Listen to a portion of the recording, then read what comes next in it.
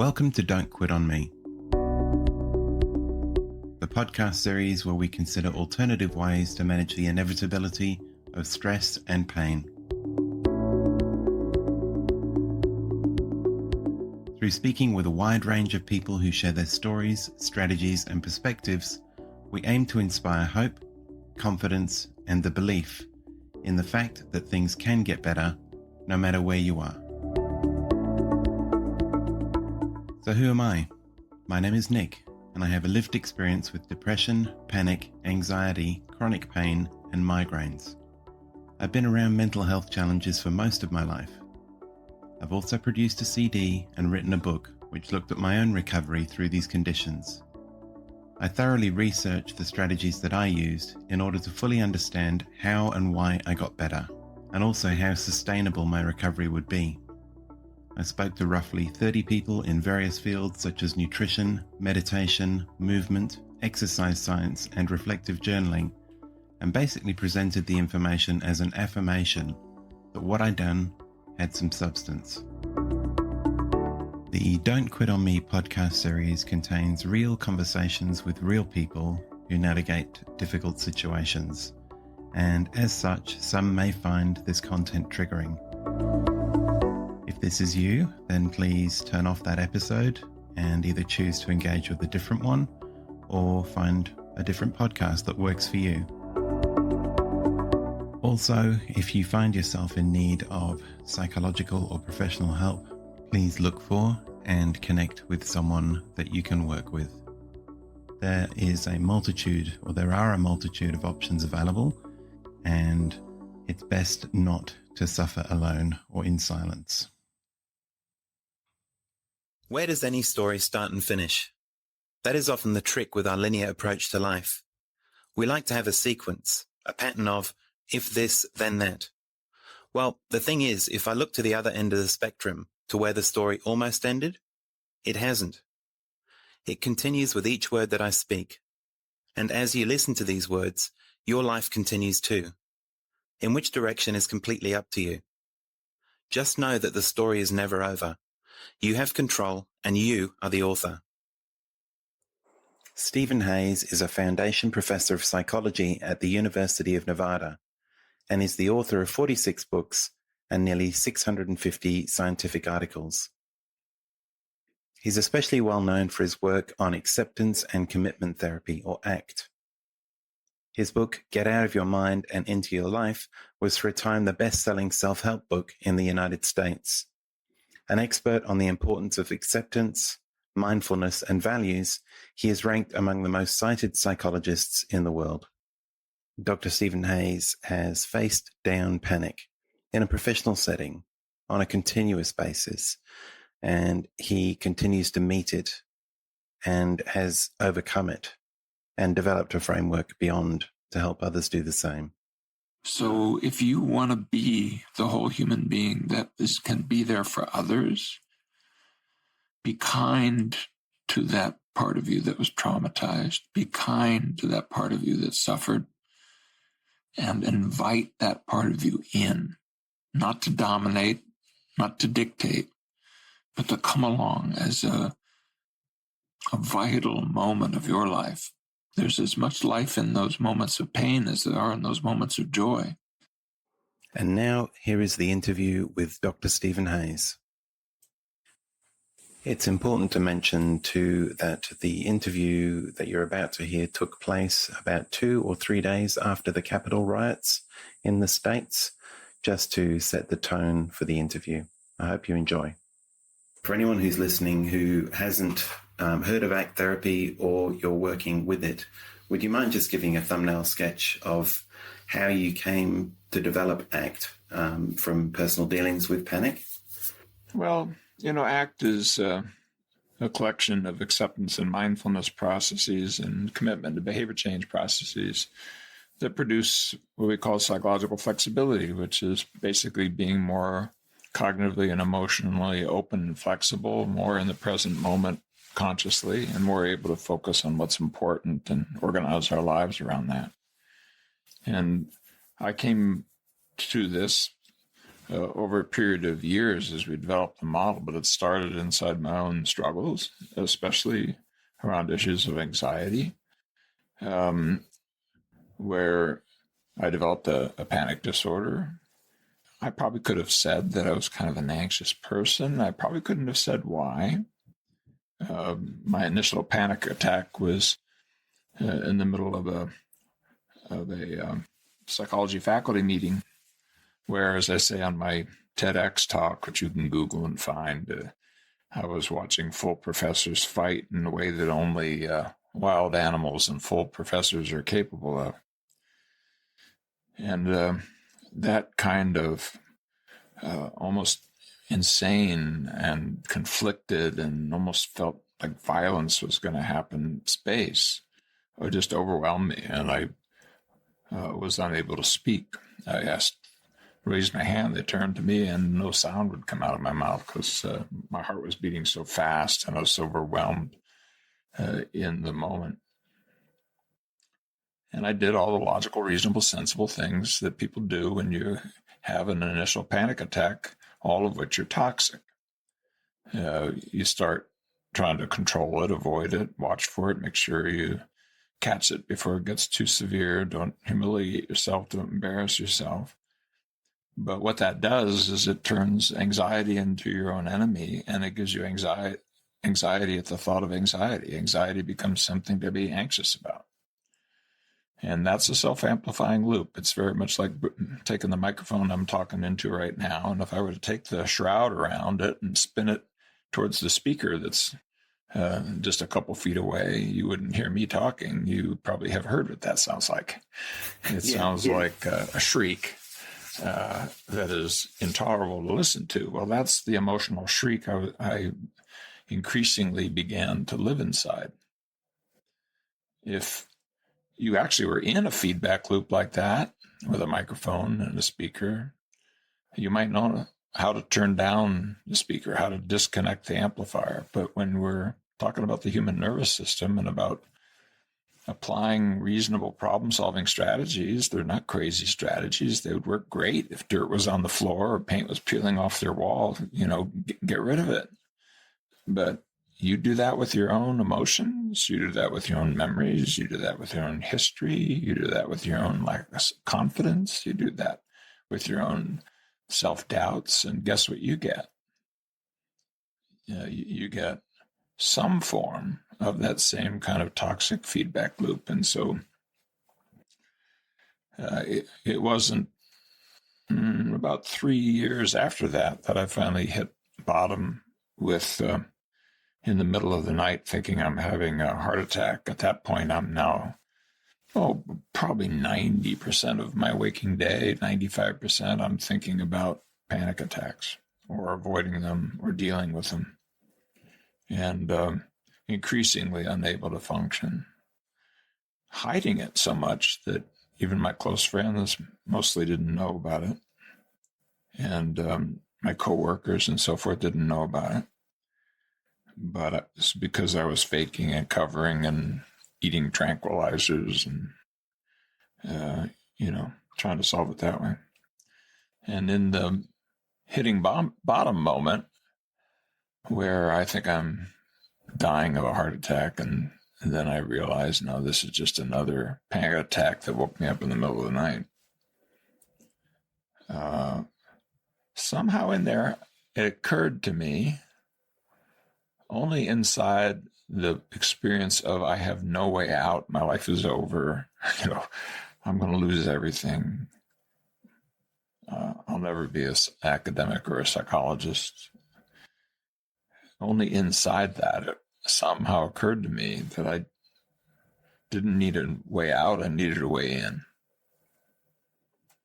And I somehow caught that I was being dictated to by a voice in my head that was telling me to do these logical, reasonable, sensible, pathological things. I think we all have that voice. It's the voice of reason, normally, but it can be the voice of insanity under certain conditions too. And I made a commitment there of, you will not make me turn from my own experience. that changed my life. That commitment, that turn, and I could feel the fog lift. So I became interested in how to bring that in other people's lives, and here I am. Let's see, where are we? 39 years later, talking to you about where that journey took me. That is profound. I can relate to so many parts of what you've just said, except the part where you've progressed in quantum leaps towards developing ACT and sharing it globally. Like I've made, what I feel are significant changes, but there are some very profound methodologies that I've just begun to explore. So, from my very humble position, I'd definitely like to applaud that, because that's not a small thing. Well, but to humanize it a little bit, although the transformational spiritual moment that showed up, I mean, using tranquilizers, beta blockers, etc., things like that, that didn't completely stop for, 10 years. Mm-hmm. So, yeah, I headed in another direction, but I walked out of it in a step-by-step way. What was different was it would be like if you were headed west and then you realized you actually wanted to head east and you spun around. I would stumble, I'd get lost, I'd be headed in the wrong direction, I'd make mistakes.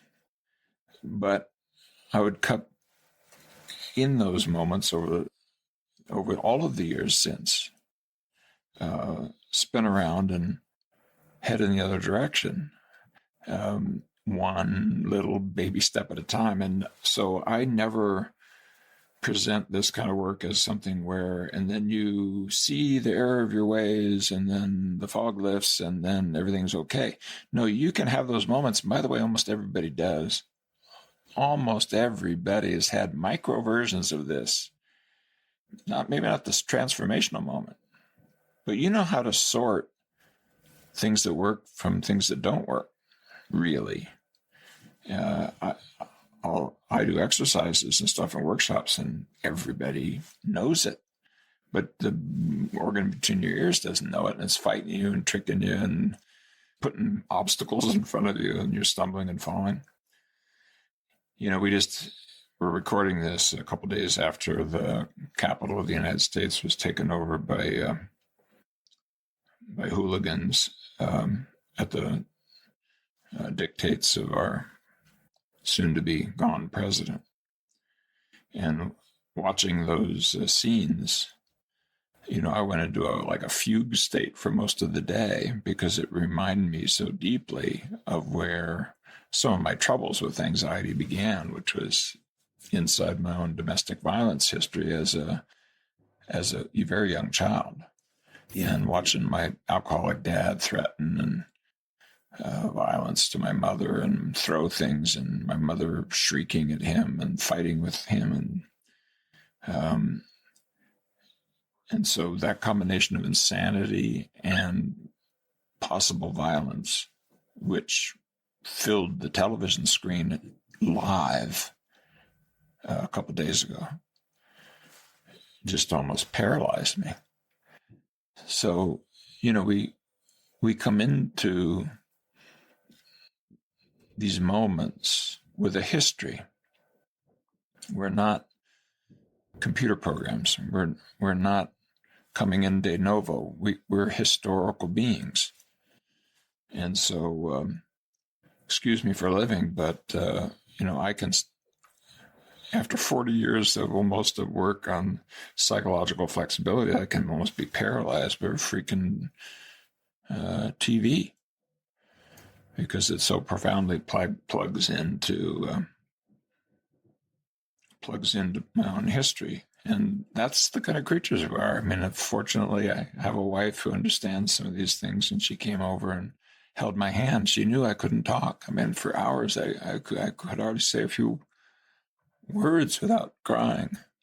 Yeah, I think I remember I spoke to someone I requested an interview of, but it didn't actually go ahead. And we were discussing depression many years ago when I was researching my own recovery. And I talked to him about how I was feeling and how I'd moved through it.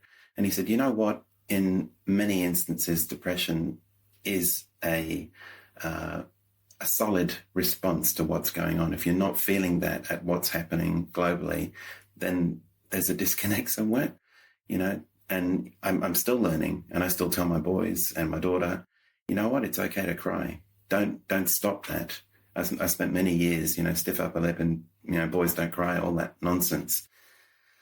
I need to learn, and I've said it in interviews, which has gone against me, when they say, tell me about a time you've dealt with stress. What did you learn? What did you do not so intelligently?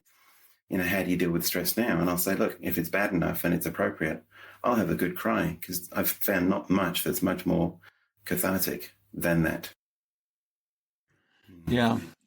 Well, and we are living in a modern world where our children are seeing things that are orders of magnitude higher in terms of frequency and intensity, that are psychologically challenging, of seeing pain, of seeing judgment and hearing judgment and comparison. And that combination of, I'm not doing as well as others, there's something wrong with me, exposure to a lot of pain, and that kind of almost invitation to shut down, close off, or to pretend and put on the clown suit of a persona. It's toxic for people to do that, but it's human for people to do that. And so we've seen our children with anxiety and depression and substance use problems, and that are a full standard deviation worse now than they were 30 years ago. And, people say, oh, that's just self-report. That's just, no, it's suicide rates. Don't be telling me it's just self-report. We are asking of ourselves and our children to enter into a modern world that exposes us to psychological challenges. And it's not that are enormously high compared to baseline. I mean, how often would a person 100 years ago see images of somebody, or see people die, see people getting shot? Well, I was watching the Capitol Dome thing, and they said, get out of the way, get out of the way. And this woman gets pulled by in a stretcher, obviously critically wounded. Yes. And yeah, that was the first person to die. I didn't see the actual gunshot, but I did this morning. It's up on the tube this morning. And I knew what I was doing because I knew where it went, but I wanted to see, how did it happen? Why did she get shot? And because they were trying to break the door into the very room where the vice president was. And the policeman looking at that, of course, you're not coming through this door. And this poor, deluded, QAnon believing former military officer died. Well, your great-grandpa would see that in a war. I mean, I'm old enough to remember when in the Vietnam War, you couldn't publish in the New York Times the picture of a dead soldier. Yes. If you showed the picture of a dead soldier in the Vietnam War, there were angry protests sent into the paper about traumatizing people. You have a young child in your house. She can turn on the television and see actual death live. She can go on the internet soon enough. She'll know how to do it. How are we going to live in a world like that? We better create modern minds for that modern world. We have to have baby Buddhas walking around. We cannot afford to just be mindless and foolish. No. And we're probably, I don't know whether we're too liberal but there was a thing on TikTok that went around late last year, and I basically took the app off my daughter and just said, no, I'm not happy. It's not safe. And a few weeks later, there was a situation where somebody live streamed a suicide, and friends of hers who are similar age saw that because it was embedded. You probably heard about it. It was embedded in stuff that looked like it was for kids. And, that's it. I mean, I think what we're facing now, I don't see that stress is going to get any less. So we have to develop a better way of relating to that. And that's where I think ACT is so profound. I mean, my own philosophies have stemmed out of initially yoga philosophy, and then more as I get older, the Buddhist style of, I guess, relating to things, because it made a lot of sense having come out of chronic pain with 8 years of migraine and fibromyalgia. I cherished myself a lot. I didn't think I did because I thought I hated myself. But, I was the center of my universe. And it wasn't until I started shifting my perspective to how can I be of assistance to other people that I started to heal. Because I guess intrinsically that's what we're designed to do, I suppose. Yeah, we have the capacity for wholeness, for healing. But we have the capacity for all forms of distortion and destruction of our own deepest sense of humanity if we mishandle these challenges. And the challenges are not going down, they're going up. But the encouragement to do wise things is barely keeping up. The spiritual and religious traditions are weakening enormously. People don't go to church and so forth. They just don't. And I'm not singing the song that they necessarily should. That's a faith choice. But what was inside those traditions were lots of things that were helpful. My mother, I'm Jewish by the maternal line, but my mother converted to Catholicism and then later on to more evangelical Christianity. And I didn't even know she was Jewish because she hid it because of traumas of anti-Semitism, even from her father, who used to tell her to hide the fact that she had tainted blood, is the way he described it. My goodness. As a young child, that's what she got. And, but cut to the part that I knew about when I was young. When I didn't know that, I didn't find out about my Jewish relatives until I was a teenager. But she would take me to things like Stations of a Cross, where you go from one to another, and there's particular prayers you say, and you're on your knees repeatedly. And I'd be complaining, what am I, 8, 9 years old or something like that. And she would say, offer it up, dear, offer it up.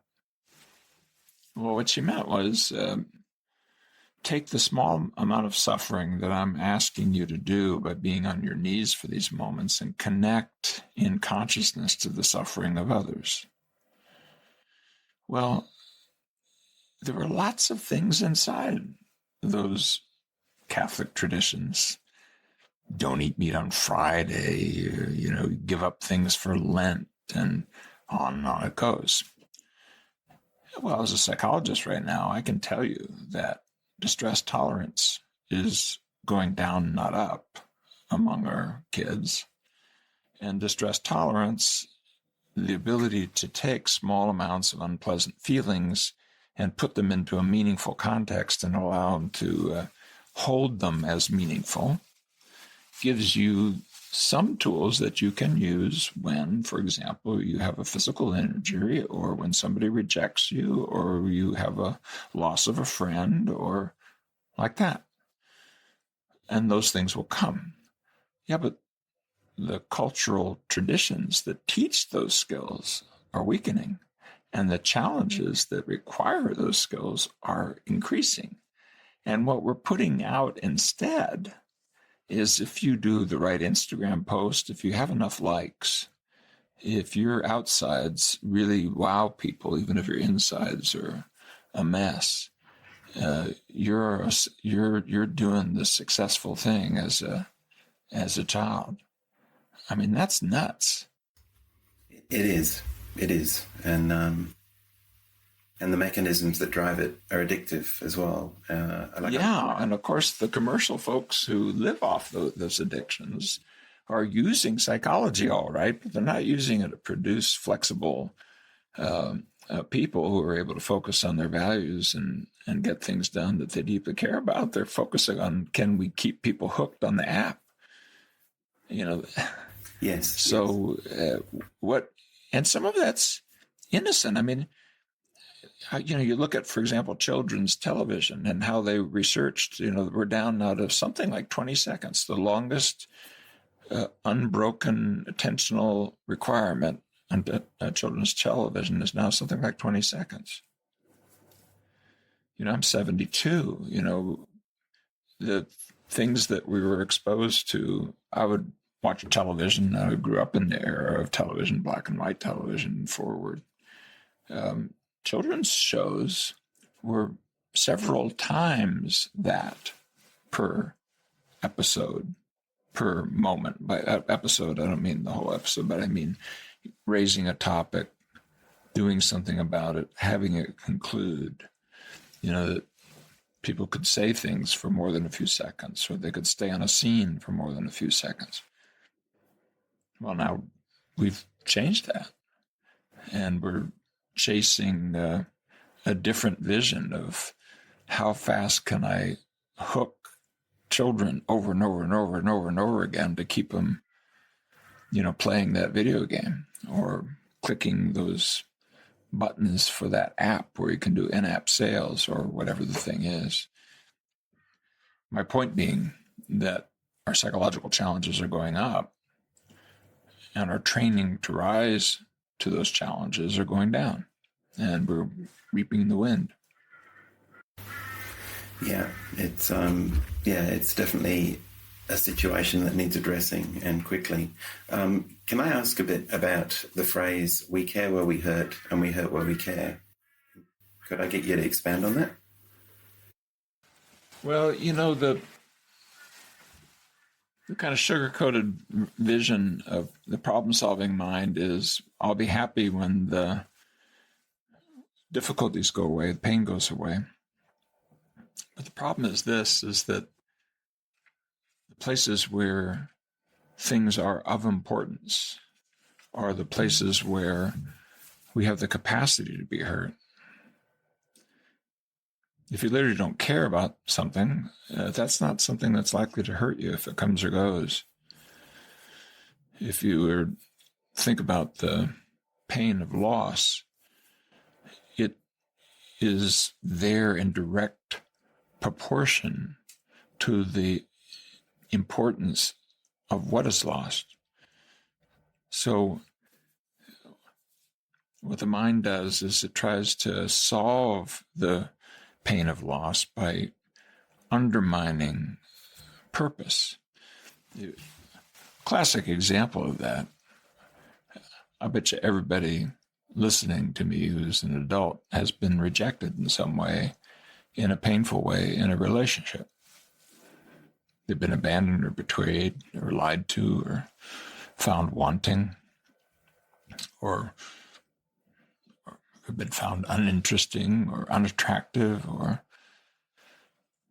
left behind or not included.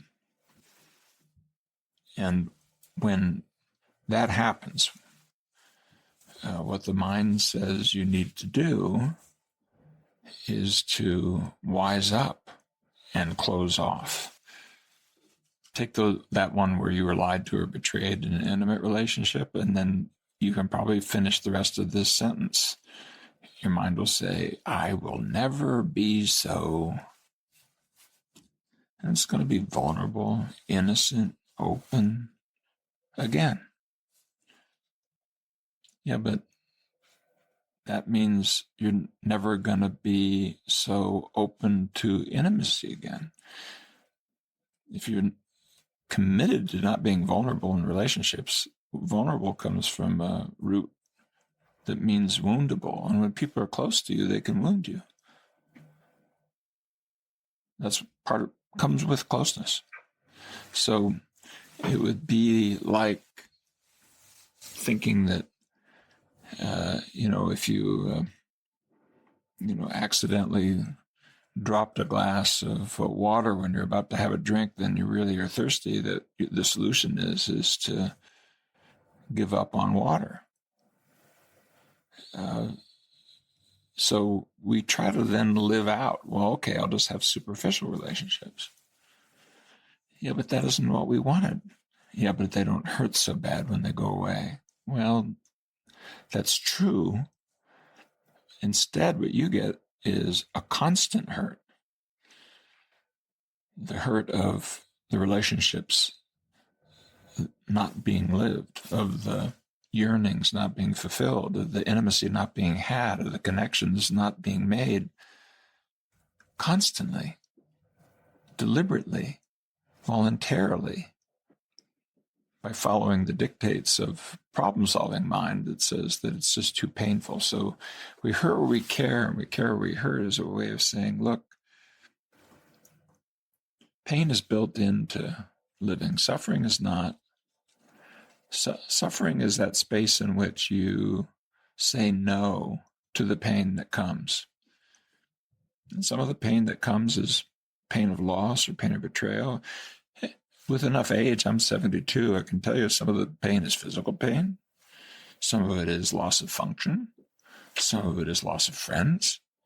Pain is part of life. And the mind, that problem-solving mind, doesn't get that. It says, I don't want any. And then it does all these things that cement in this toxic form of unnecessary pain, artificially produced pain, self-amplified pain that isn't as acute. It's chronic. And it doesn't look like it's up to you. It looks like you're actually just defending yourself, or dealing with the bad hand, or complaining about the unfairness of the universe, such that, you're the one with that injury, or you're the one with that betrayal, or you're the one with that parent who abused you, or whatever the thing might be. But all of those things just amplify the pain in a different way, and in a way that doesn't allow you to move forward as a whole human being, but invites you into this journey as a broken human being, which is not true. You're one whole conscious human being. There's no parts missing from you. Even if there's a physical part missing from you, you can lose an arm or a leg, you're still a whole human being. But if you put yourself into a place where you can't be aware of what is already there that you're aware of, good luck with that. Yeah. I heard somewhere that something that reflects that same ethos, which is that we can only experience joy to the level with which we're willing to experience pain. So when we numb one, we numb our ability to experience the emotions that we would assume would be good. It's poets write about this, and artists paint about this, and dancers dance about this, and novelists write novels about this. But somehow or another, the science folks or in psychology and stuff have been a little slow. They've really tried to feed the common sense but delusional idea that you get to have sugar soup for your life. And it's not what's going to happen, and it's not what you'd even want to have happen. No. Try drinking sugar soup for a few days and see how it lands. Yeah. But, it's right, that your openness here's the deal. In order to be able to feel, you have to be open to feelings. If the feelings are not simply up to you, but are up to the history and circumstances, what's happening in your life, it means in order to be closed off to feeling and to eliminate negative ones and subtract and cover over, You have to close off and eliminate and subtract and cover over feeling itself. Now, I didn't actually fully realize that myself in the ACT work. I kind of knew it and I wrote about it and so forth, but when we created measures of experiential avoidance, the tendency to eliminate, diminish, to try to subtract your own experience, I used to say it's the tendency to eliminate difficult thoughts, feelings, memories, bodily sensations. It turns out what happens is it starts there, but soon enough, this is really pathetic, but it's so, you have to eliminate joy too. You probably know that. You probably felt that. You feel the vulnerability, like in that example of relationships that have gone awry, and eventually you come back and you're back dating again, and you got that little mental thing of I'm never going to be so vulnerable again, meaning I'm never going to let somebody really get by my defenses in quite the same way that I could be fooled again and so forth. But of course you yearn for that connection and you let down your guard and somebody gets behind the shell that you're wearing and it feels cool, and immediately you start running from that. You'll create a fight. You'll not answer a phone. You'll start a relationship with somebody else and maybe even let them know about it. So, or if you don't let them know about it, you'll have like a fallback, a plan B. These are all kind of like, let's not go into the joy of connection. Just listen to our songs, help me, I'm falling in love. Okay, A, you have to fall. You can't do it deliberately. B, help me. Help me from what? Don't let this happen. And in fact, here's the kind of data that changed how I think about experiential avoidance. If you take, this is a study done by a guy named Todd Kashdan, where you take experientially avoidant people who are socially anxious. And I've come to believe that, there isn't anyone who's socially anxious who isn't yearning for social connection. That's a two-parter, yeah. Because you hurt where you care where you hurt. Why are you so anxious about relationships? Why aren't you just a hermit? Because you want them. Okay, so you're yearning for social connection, but you're socially anxious. Well, what happens if you actually do like thought recording and stuff like that? People who are socially anxious and avoidant have happy, good social things happen to them with regularity. It's just that the mind covers it over and says that never happens, but it does happen. People compliment you. People invite you to be part of things. People include you. People comment on things that you say. Tiny little things that lift you up in the moment in a socially connected way, even though you have social anxiety disorder. I hate use that way of talking about it, but here's what happens if you're experientially avoidant. The joy goes up from that invitation, that compliment, that whatever, and now orders of magnitude faster as compared to others who aren't avoidant. The joy goes down. Not because the invitation was withdrawn or because the compliment was shown to be false. No. It's because I cannot tolerate feeling good about that. That's too frightening. And so you deliberately run from joy too. And so now we've redefined your emotions. It's not, joy and sadness. It's the happy numb. I want to be part of the happy numb. Well, here's the problem. It's not happy to be numb. No. But that's what the mind will do to you. So it's tricky if you don't rein in, if you don't bring a wiser mode of mind to your own psychological experiences and learn how to do that gently, one step at a time. You're not going to be some freaking guru. You don't have to be. Just make a little bit of progress today. And if you slip, then a little bit of progress tomorrow. Just a little bit. Learn from your mistakes and have a vision for where you're headed. And that's what psychological flexibility gives you, a vision for where to head that allows you to read whether or not you're making progress, and allows you to apply what we know and work on developing the skills that allow you to be in the present, emotionally and cognitively open, focused on what's important and building your life around that, and to do all that consciously. Those are 6 things that I just said of learning how to be open and aware and actively engaged in living a life worth living. You do that, everything moves in a positive direction. I don't mean it all comes out well. Your business may still go bad. Your wife may still leave you. Your friend may die, and then there may be a phone call for you right now listening to this show that's going to give you something painful. This is not Candyland. But can we bring into our heads and hearts and hands the skills we need to be whole and free, living a human life that includes pain and joy, and that is guided by our values and not by our fears, that is guided by our love and not by our pain? Wow, thank you. Can I ask you, what are so let's just say, I imagine there will be a lot of people globally going through states of overwhelm or chronic prolonged stress, and their loved ones who are maybe trying skillfully and unskillfully to support them.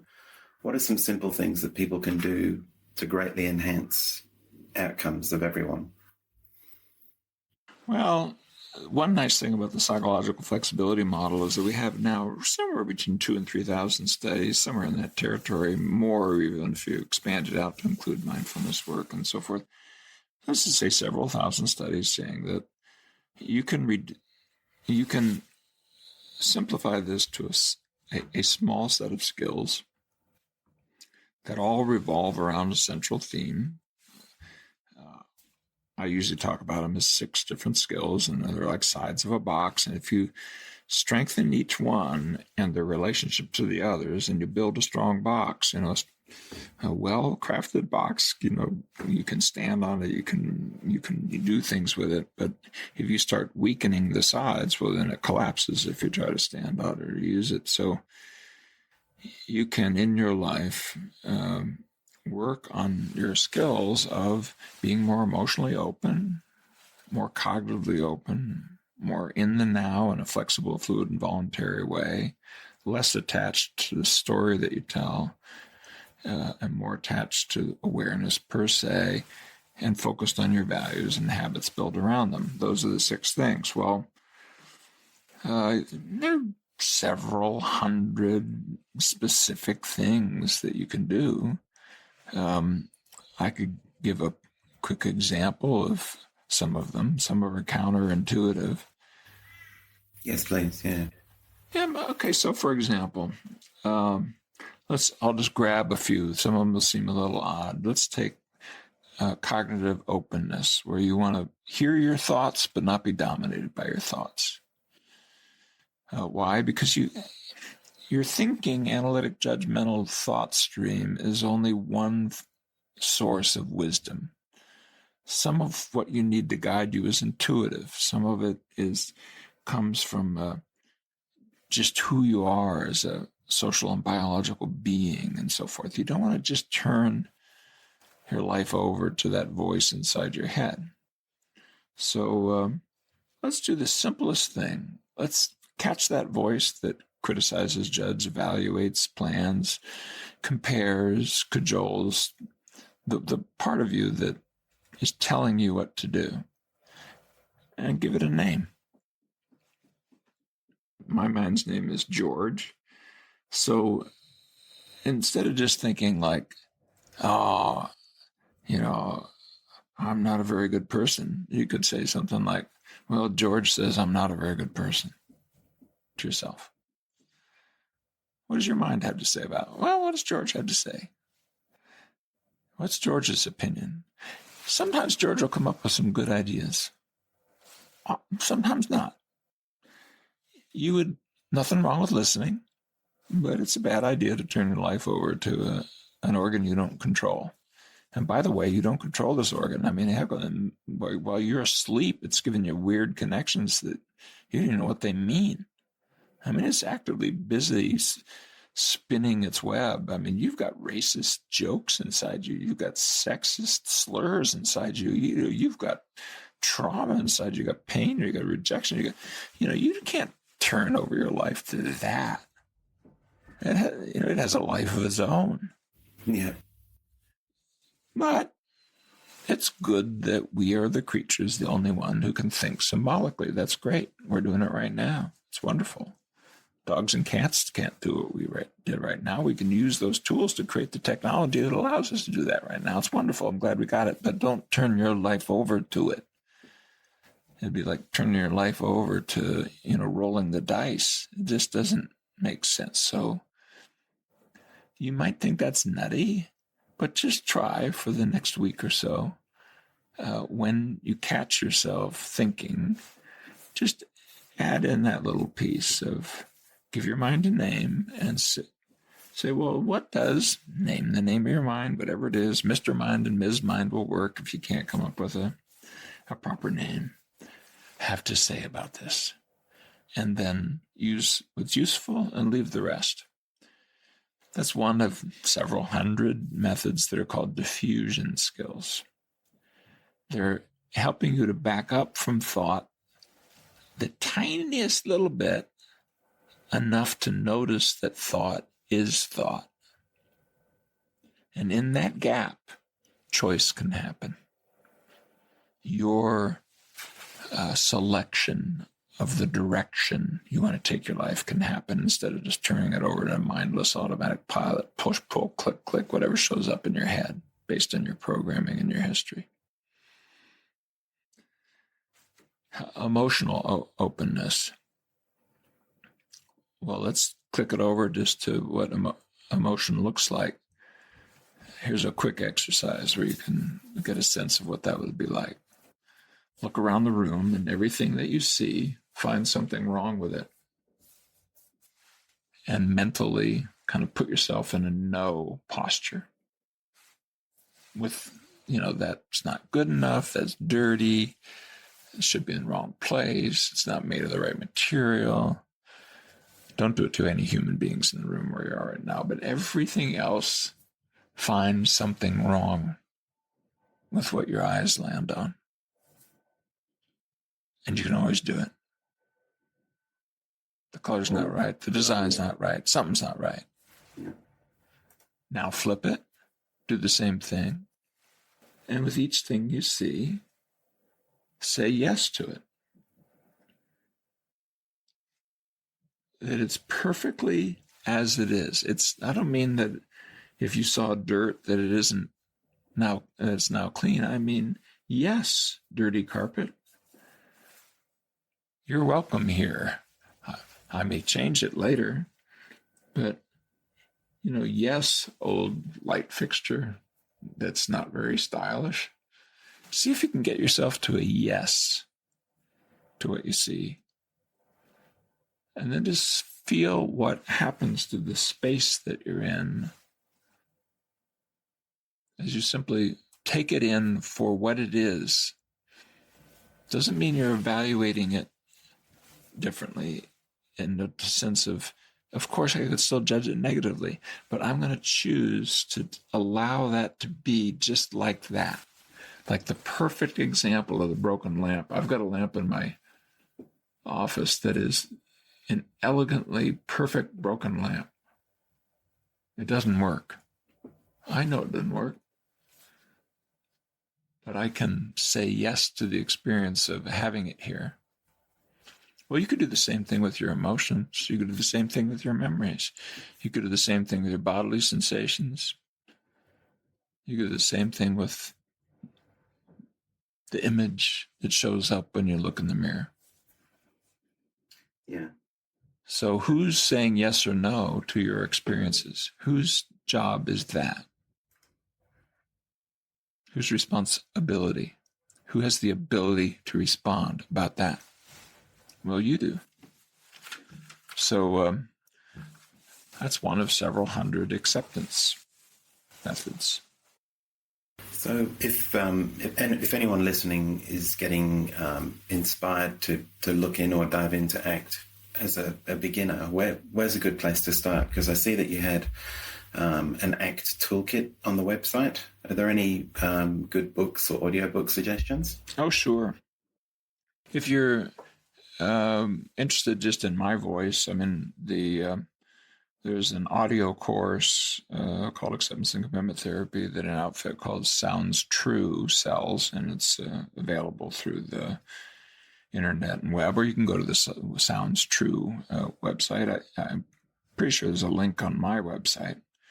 If you're interested in just getting a little 7-course email sequence, a little mini course on ACT, and you want to be on my newsletter list, go to stephenchayes.com, Stephen with a V, middle initial C for Charlie, Hayes, all one word, no periods, stephenchayes.com, and click on yes, please send it to me, and I'll do that. I don't spam people. I just send them blogs and newsletters and stuff about once a month. And if you get tired of it, it's a one-click opt-out. But if you just put in acceptance and commitment therapy or psychological flexibility, or acceptance and commitment training, which is the name that it's used when it's used with sports or organizational issues or things like that, any of those things, you'll see there's a whole lot of free things out there. From TED Talks, you can get to TEDx talks that I've done, or websites, or groups that are on Facebook, or listservs, ACT for the public at groups.io. Been going on for 10 years, has about 2,000 people in a constant conversation. So it doesn't take any money, just time.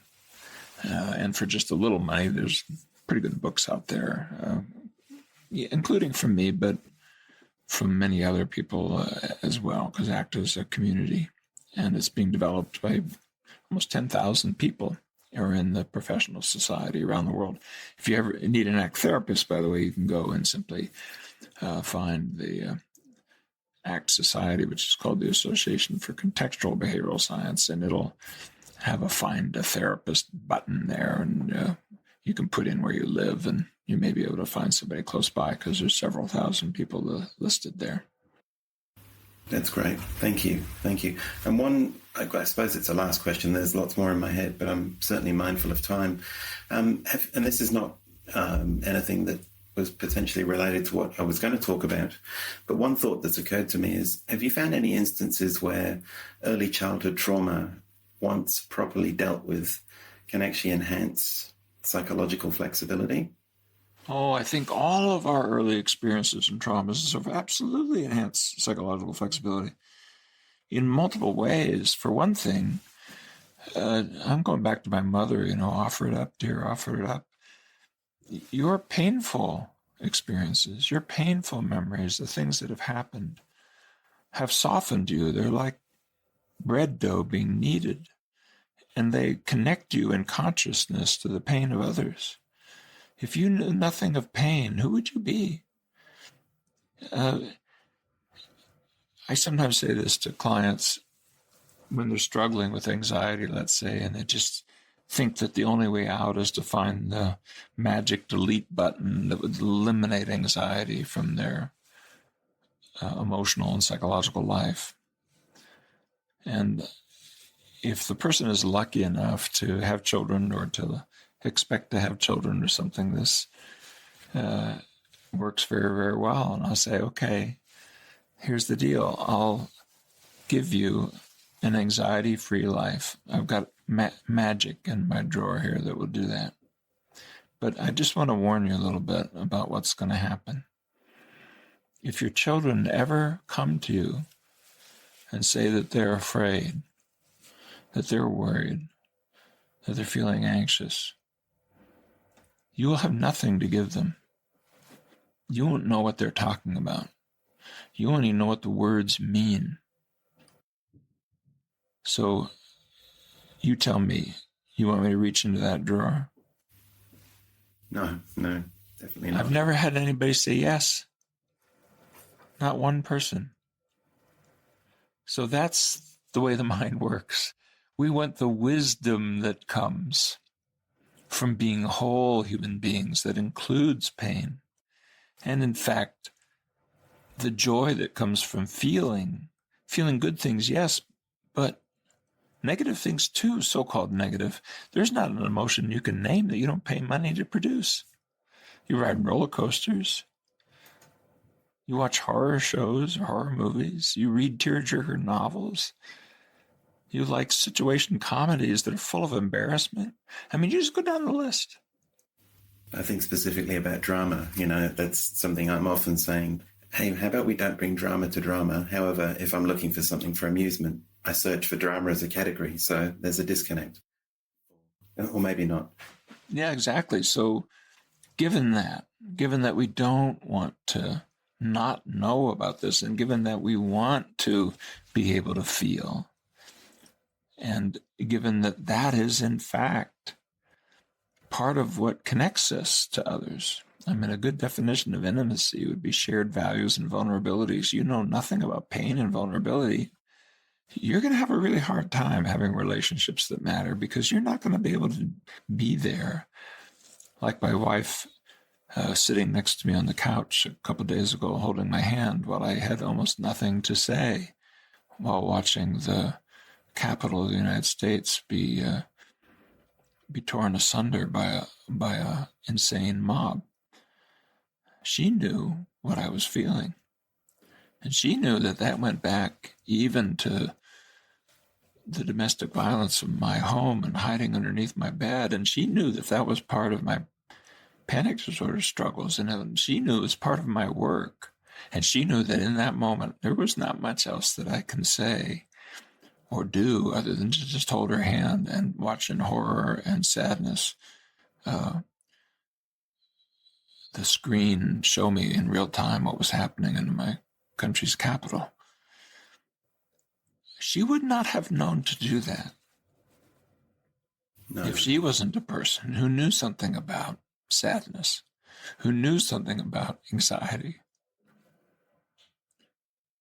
And she wouldn't have been able to be there with me in that way. No way. Not possible. A robot, an automaton, a machine would not know just to say nothing and sit and hold my hand for a few moments. Yeah. So if you want to be the whole human being that can be there for others, be kind to that part of you that was traumatized. Be kind to that part of you that suffered, and invite that part of you in, not to dominate, not to dictate, but to come along as a vital moment of your life. There's as much life in those moments of pain as there are in those moments of joy. The life clock doesn't stop ticking when the good and bad goes one direction or the other. Invite them all in, because those moments are your life moments. Own them. And now put your eyes on the horizon where you want to take the whole shooting match, the whole of you. All of your experiences come with you. You're not broken. And you don't need to get rid of things before you can start. Nobody knows how to do that. Your life will mock you, waiting for your life to start. Stop waiting for your life to start. It already started. Hear the tick of that clock. That's the indication. Yeah. And all of you can come along. That's the loving stance to take with yourself. And when you do that to others, that's the loving stance that you can give to others. Dr. Stephen Hayes, thank you so much for your time today and for everything you've said. It's been huge. Thank you for the opportunity, and thank you for the conversation and the connection. I'm very grateful.